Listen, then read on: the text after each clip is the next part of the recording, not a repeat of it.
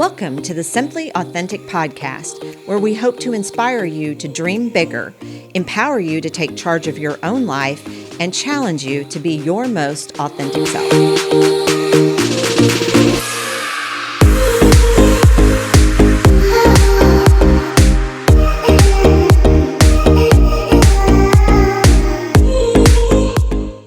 To the Simply Authentic podcast. I'm Tanya Murfin. And I'm Angie Mullings, and we have a very special guest in studio today, Pam Hedgpeth. She is the Executive Director of the Greater Ozarks Cooperating School Districts. And kind of our topic for today, to kind of set the stage, is we're going to call it real world learning and sort of the future look of education, what that might look like. So thank you for being with us. I appreciate it. Oh, welcome, Pam. Yeah. I'm excited to be here. Thanks, ladies. Yes. So just tell us, give our listeners a little bit about your background. Some of them will recognize your name because you were a superintendent in the area. And so talk about your background and how you got to where you are. Okay. Well, as you can tell, I've been around a while as far as in education. This is my 44th year in public education. Wow. So That's awesome. I have a passion for education and did most of my initial work in education in K-12. So I ended up most of my career in Republic. Okay. I was a teacher, second grade teacher, and then became a principal. Best job ever. Really? Yes, loved being a principal. Just the impact with kids each day. It was just the best job. And then became assistant superintendent, like kind of over everything, like operations, buses, those things, and then curriculum instruction as well, which was really kind of my favorite thing when it came to education, just thinking about that curriculum side and instructional practices that could really bring learning alive. And then became the superintendent. And so I did that for 6 years, retired, went to SBU and was a professor there and designed their leadership development program, so a doctorate program. So that was really fun work. In fact, I did that for 13 years, and I have a lot of students now that are superintendents and principals working out in schools, so that's real fun to watch them. So that experience and then some work I did at the national level and working with districts across the nation kind of set me up to be a really good candidate for this job I'm in now. So Greater Cooperating School Districts, we have in the Ozarks, we have around 100 school districts. We represent about 270,000 kids, which is just amazing. Yes. And all sizes of kids and districts. We have K-12 perspective, but we have districts that have as few as 50 kids. And then, of course, we represent Springfield, and they have over 20,000 students. And so the work that we do in GOCSD is so much wrapped around professional learning, like really building teachers' capacities and leaders' capacity to reach every child. We also advocate for education, and public education in particular, and just lift up the great stories of individual teachers and districts and all the great work they do with kids. And then we also do this work around meaningful partnerships. And so that's the work that connects with like a state initiative called the Success Ready Student Network, where we're trying to be really intentional in engaging our business partners and industry partners and helping us to reimagine and rethink education so that every single child has what we call a real-world learning experience. So that's a long story, but it kind of gets to what I think our conversation is today. Yeah. So when you got into this, so how long have you been in this position? Let's start there. This is my third year. I finished 3 years, so starting 4 years. Okay. All right. And you are in charge of, we're going to call it Southern Missouri, right? It's not just Southwest Missouri. Your area, if you will, is Southern Missouri. Yeah, we expand really all the way from Joplin to the Boot Hill. Okay. So we have districts all across that region. And then another role I kind of have as well that I wear is called the Facilitator for the Success Ready Student Network, which is really a statewide initiative. And so the work we're doing with real-world learning in our region actually is a result of this state effort. And this state effort was actually originated by our State Department of Education. They said, you know what, we would like for folks in our state to investigate this notion of personalized learning or personalized competency-based learning.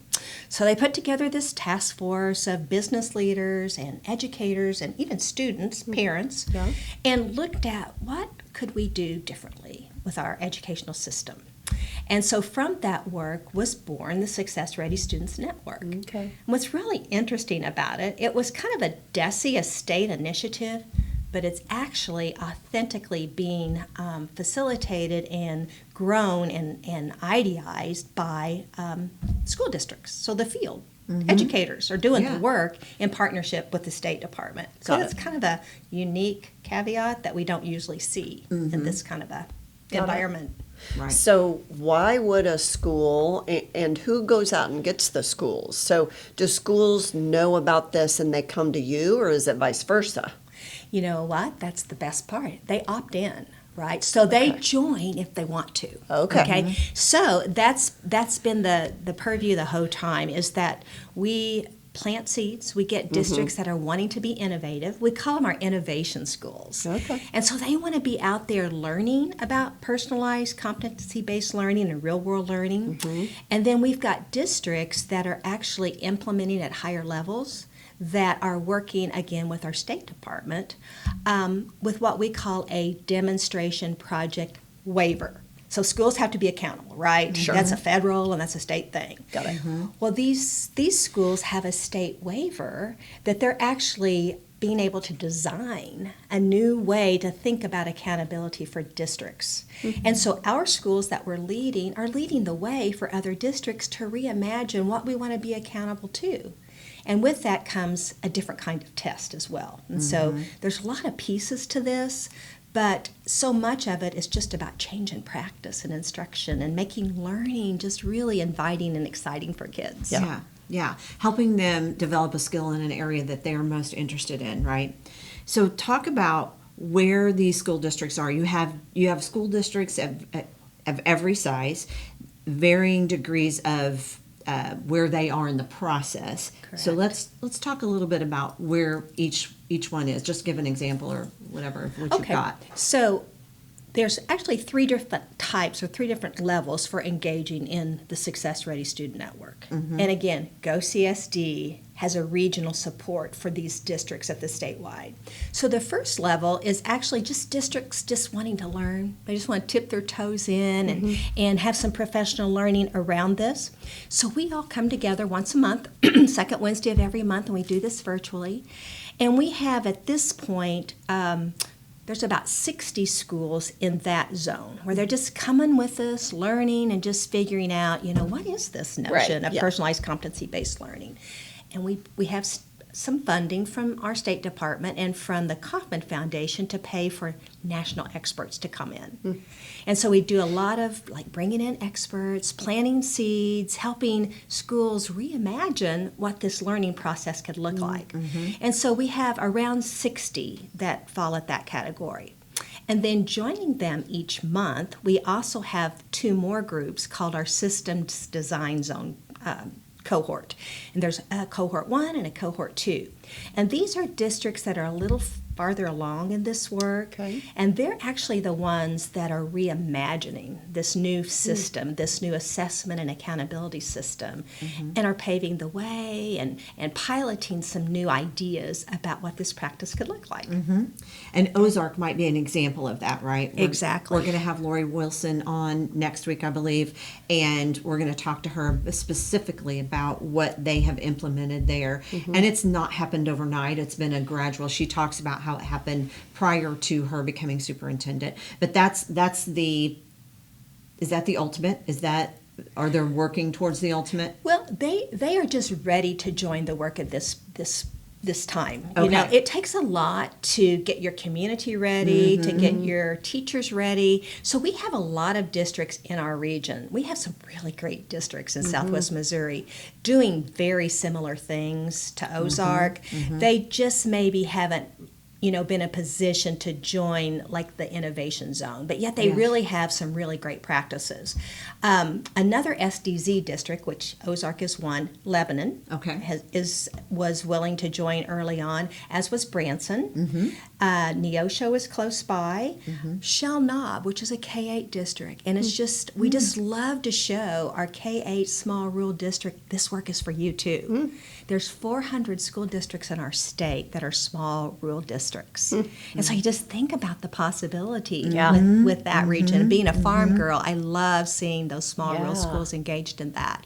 And then we also have in our cohort 2, Cassville has joined, as well as Taneyville. So those are the districts right in our region. But I mentioned the ILDZ districts, the ones that come and learn with us each month.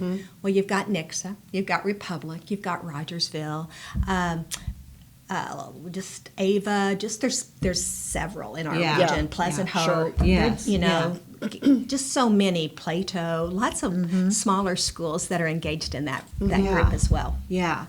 You talked about you have to have the community on board. It takes a while so what is involved in them getting people on board, and what kind of conversations are they having to have in their communities in order to get established?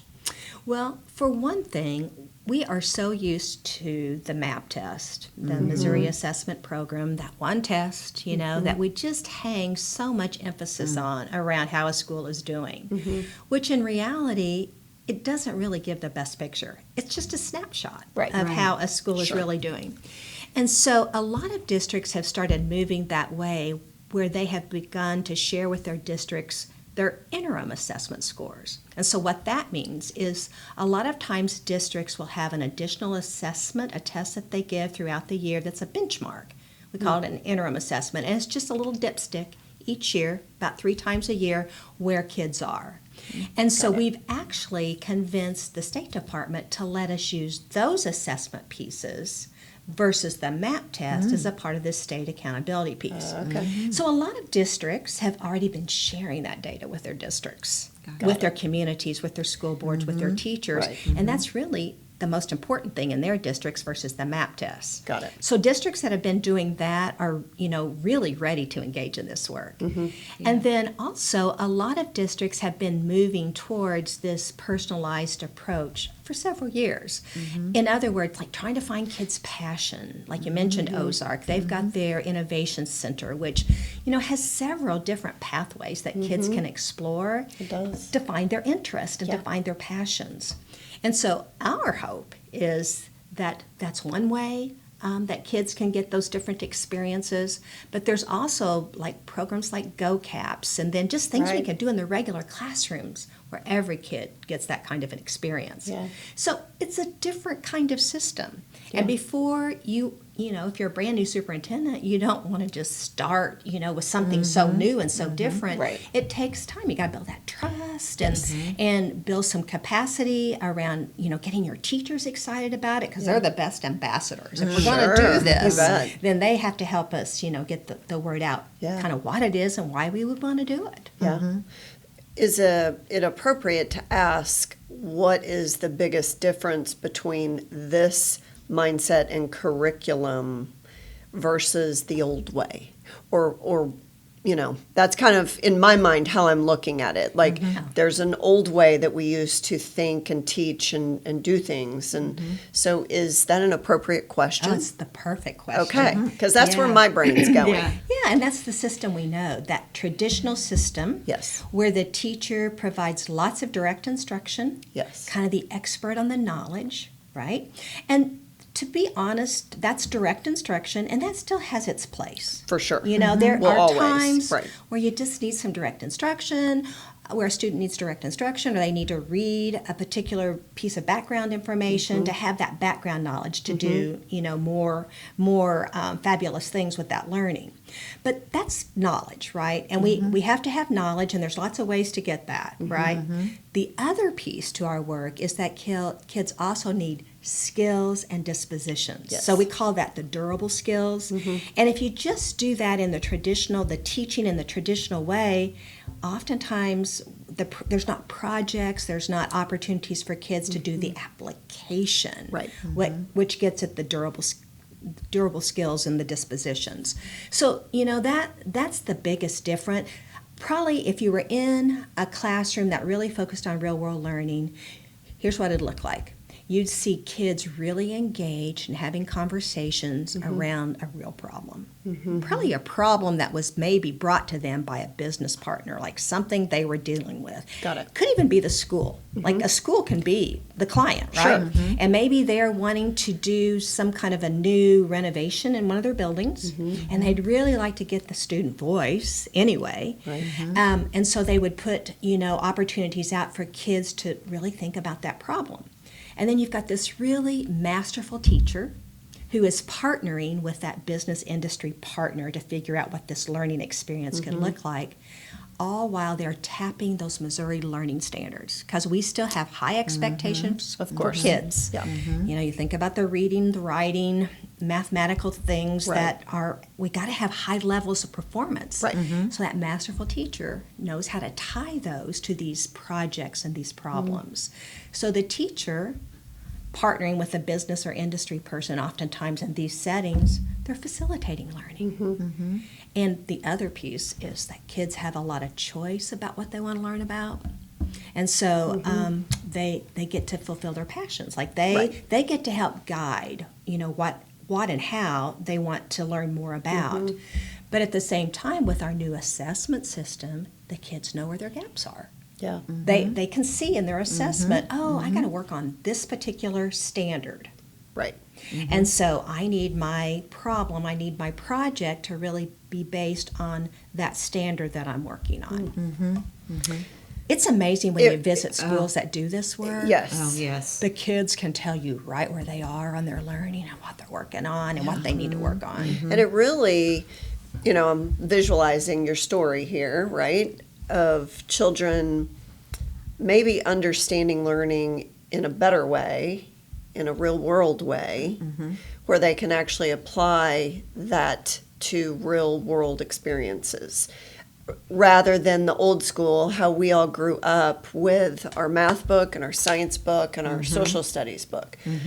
Right? Exactly. Yeah. Yeah. Exactly. Yeah. Which empowers them to have self-confidence and to problem solve and to... I am so in line with this thinking, Pam. Can you tell? It is like the It gets me best- excited. I'm not an educator. Best thing Yeah. since sliced bread. yeah. And teachers are empowered too, Yes. right? They don't have to necessarily follow a pacing guide that we all have to be on this page at this Right. time and we got to do this Right. lesson. Right. They are about helping kids see where they are, with their own learning, and then jointly designing with students like next steps of learning, Yeah. the learning experiences. And teachers love that. They're Yeah. good at it. Yes. And everybody should be excited about that, right? If you look at if you took a poll of today's business owners and they would say, you ask them, what's your most critical problem? What problem needs to be solved? A lot of them would say skilled workforce. So it addresses what's better for the student, but it also addresses what's better for our communities and for the business people out there who are looking for a skilled workforce that don't necessarily need someone with a 4-year education or 4-year college degree, and it gives them an opportunity to learn before they make those mistakes. We all know when we went to college, somebody said, what do you want your major to be? And most of us said something that was right in front of us, teacher, whatever. We've got those traditional roles that we think of when we think about my education and what I want to do with my life.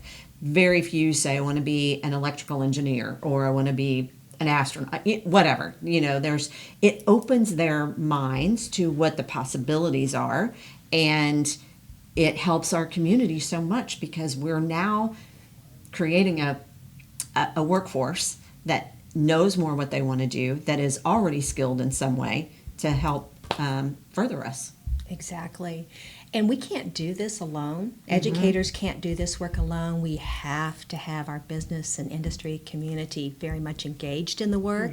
And so we're leading some efforts, and that's probably more of a GOCSD thing. And Angie, you were a part of that conversation. Yeah, that's right. We are bringing together a group of business and industry leaders along with educators to imagine, to ideate, how do we in Southwest Missouri and then eventually Southeast Missouri create a real-world learning ecosystem that allows every student to have these kinds of experiences. Because we don't, the schools can provide some of these experiences, but really the workforce, like you said, should see the benefits as well.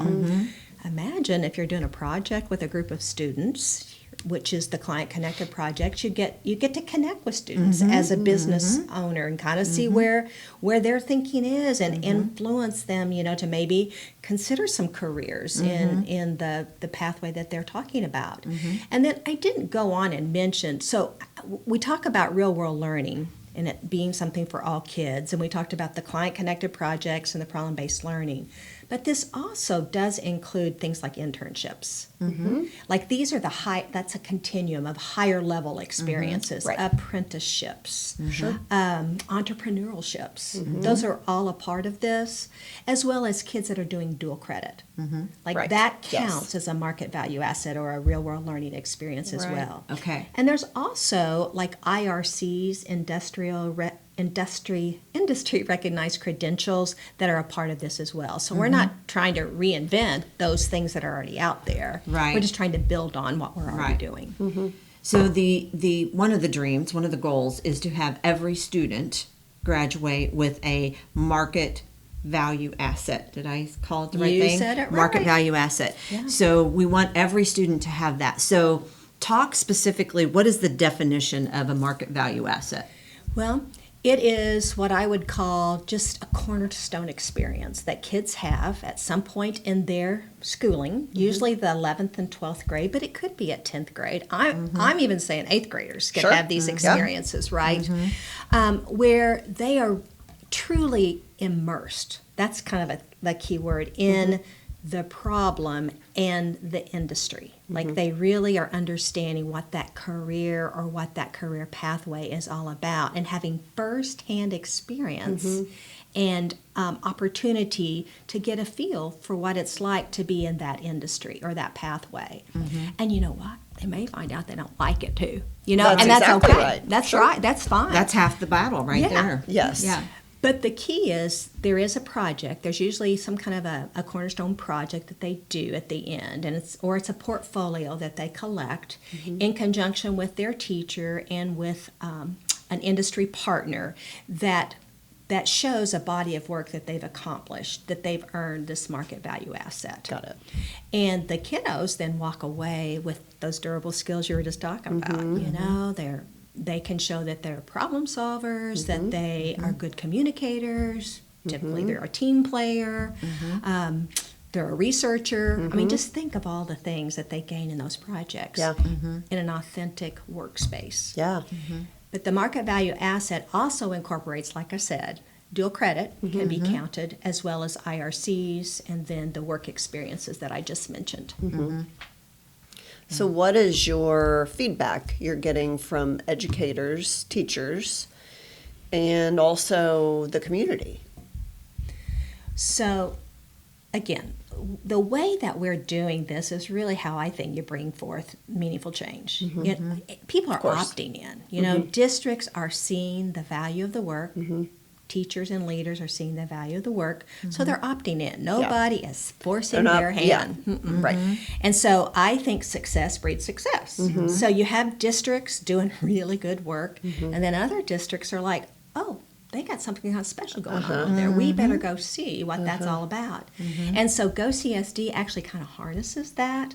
We provide field trips. We've done some across the nation, and now we're doing some in our state where we take our leaders and teachers to go see this work in action. So we plant seeds and let them see what it looks like, because it's kind of scary, Yeah.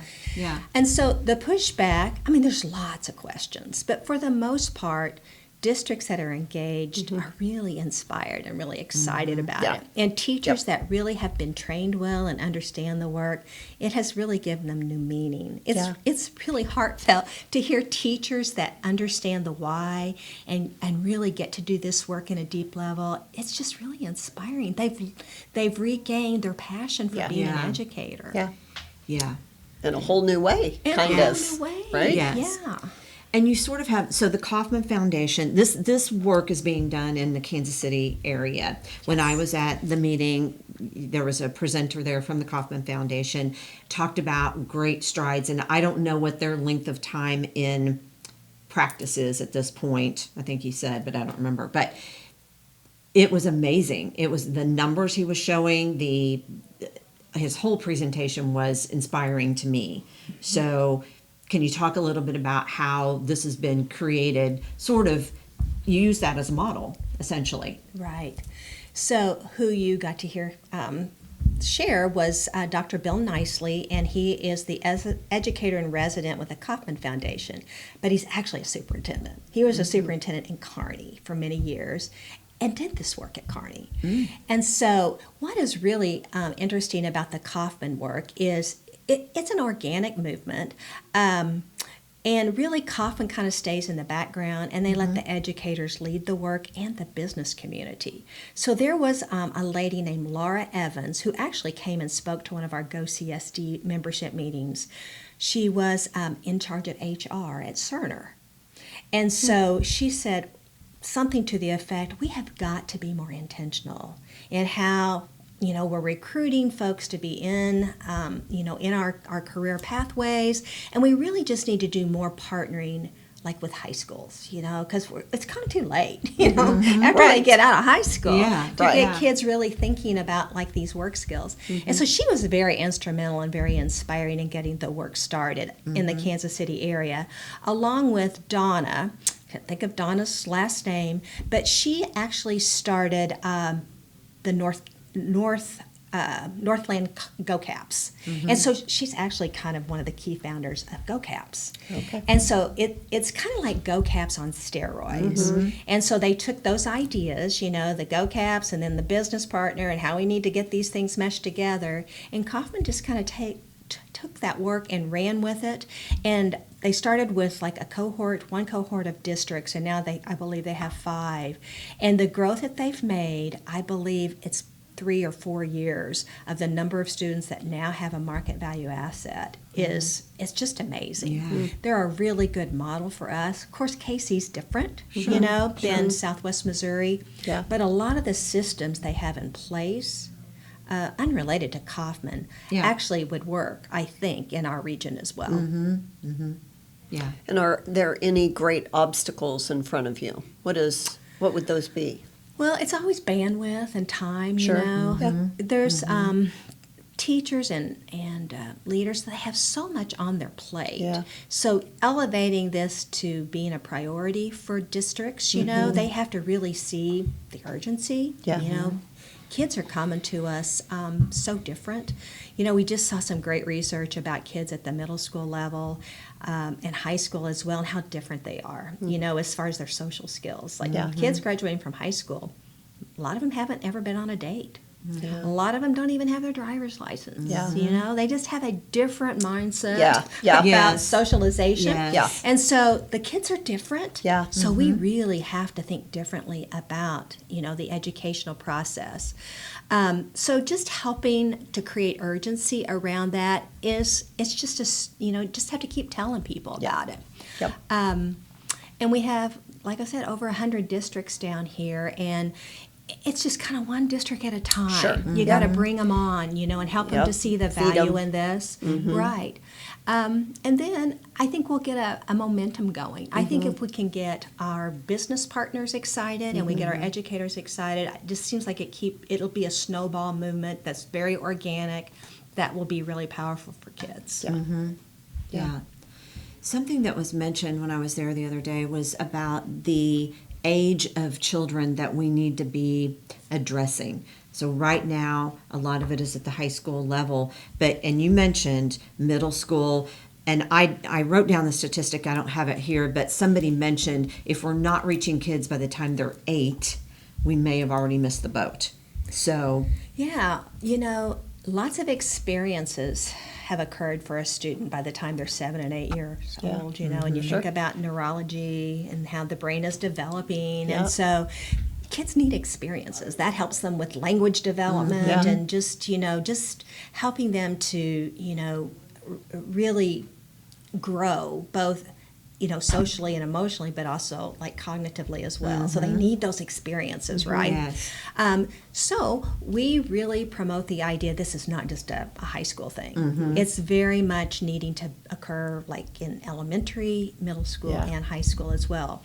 And so this is kind of the sequence to that. Like all kids need real world experiences. So that really needs to be an emphasis of authentic learning all the way down to kindergarten. And then we move to those real world learning experiences becoming market value assets like 8th grade, 9th grade, all the way up through high school, really with 11th and 12th grade focus. Yeah. Yeah. There's so much opportunity with this, and us having toured Ozarks facility, it really impresses upon me the future of our children is really, really bright, and that not all of them, as we know, not all of them are made to go to 4 years of college. And to be able to explore interests and passions and be able to work a little differently than just in your workbook or in your textbook when you're in 6th, 7th, 8th grade and on. It's really exciting as a parent, I'm so glad. Yeah. It's exciting as any. Yeah. I remember both of us walking out of Ozark going, we want to go back to school. Yeah. If it had Like, been where like was this when we were in school? Yeah. I mean, Exactly. how exciting is that? And to be able to, we watched kids sit around and, I'm going to use your word ideate again because I love that word, but they got to problem solve together. It helps with them understanding how to work in the workforce with other individuals on a team. It used to be the only time you could get that experience is if you were on a sports team or in band or something. Exactly. Now you're bringing that to every aspect classroom. of the classroom. Yeah. Exactly. And extracurricular activities are so important. So this does not take away from that Right. in any way. And in fact, some of the best early programs around this line of thinking were the CTE programs, the career technical education. Yes. Think about if you were involved in an ag program or FFA or a business kind of experience. Those elements actually got this early. And it's funny, I was just speaking at a conference for CTE leaders in the state on this, and they even said that we need to go back to thinking like we did like 20 years ago Exactly. about what kids need and how we track their learning and how we keep track of competencies that they have and don't have. There's some good things about the past that we're not throwing out. We're actually going back to and reconnecting with. Yeah. You mentioned Ozark, and I just said CTE programs. I am really proud of Republic. Of course, I was superintendent there. Yeah, right. And we, when I was superintendent, we purchased land for a new high school, and I got to help design that building. But one of the reasons we chose that site was because there was a farm there. Oh, yeah. And so it is worth a visit. What they have for their students around that school-based farm. It's just amazing.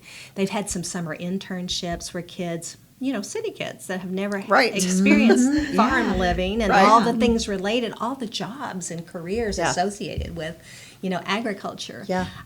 But I could name several districts around us that are just doing Sure. amazing things. Yeah. Yeah.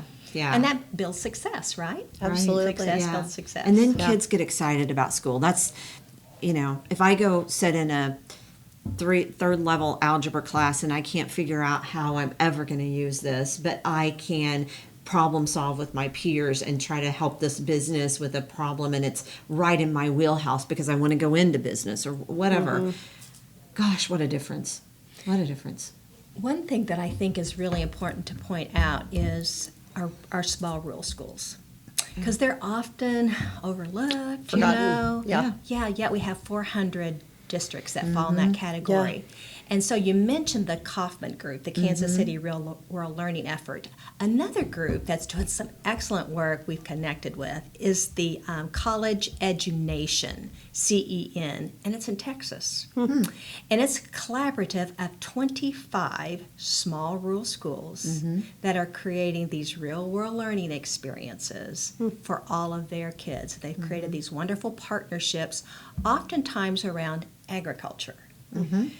Which is meaningful to kids. You know, it's what their passion is. Yeah. But anyway, we've got a group that's going to visit with them in September. We're going on a site visit, and we're going to collaborate with 4 other states that are interested in doing this kind of work.